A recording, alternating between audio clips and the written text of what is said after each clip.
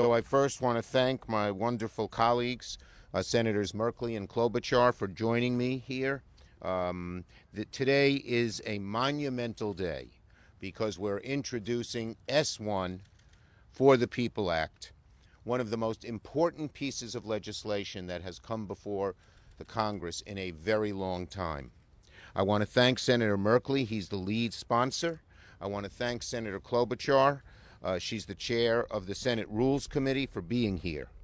And look, as Senate Majority Leader, one of the very first things I did was designate the For the People Act as S1 to show how important it is to our country and to our caucus. That was the first legislative bill from Democrats. Our first bill after suffering through 6 years of Mitch McConnell's legislative graveyard. And what did Democrats make clear? That we're standing up to voter suppression. We are standing up to the despicable acts of voter suppression in so many states. We are committed to ending dark money that has corrupted our politics and government for too long. And we are ensuring that public officials work for those they represent, not special interests. This is comprehensive, it is strong, and it is democracy with a capital D. Earlier this year, we witnessed the horrible attack, the despicable and violent insurrection right here at the Capitol. All three of us experienced it firsthand. I was only 30 feet from some of these insurrectionists.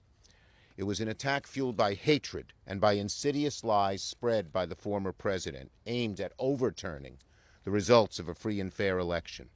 And in the wake of the election, dozens of states seized on the former president's big lie and introduced over 250 bills, making it harder for people to vote. You know them, but they're outrageous. When you lose an election, what you do in a democracy is try to win over the people who didn't vote for you, not prevent them from voting. That is autocratic. That is anti-democratic. That is anti-American, and it's nothing short, again, of despicable, nasty, and in many cases racist. Ask the Georgia legislature why it is only on Sunday they don't want to have early voting. It's to prevent African Americans from voting. It's Jim Crow. A century after we thought Jim Crow was dying, and it's been resurrected in the most horrible way. To say that you need a notary public before you can vote by absentee is despicable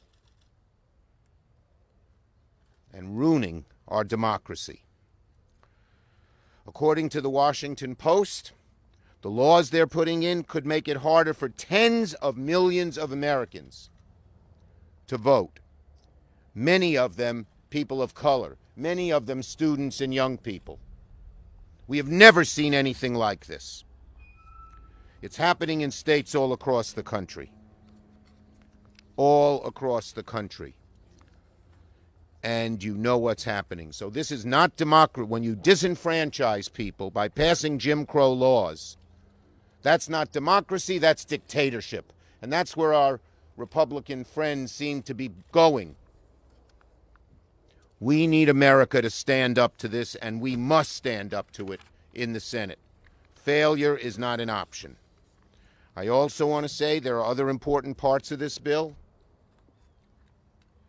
Obviously, the Citizens United case, which has allowed, I just read today, someone sending his friend $10 million in Ohio. That one person should have that influence is despicable.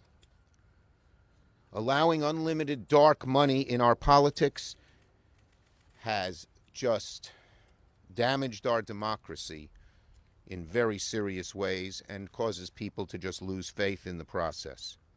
So For the People Act is a commitment from Senate Democrats to say we're going to preserve our democracy, we'll have real solutions. It is one of the most monumental bills that has come before us in a very long time.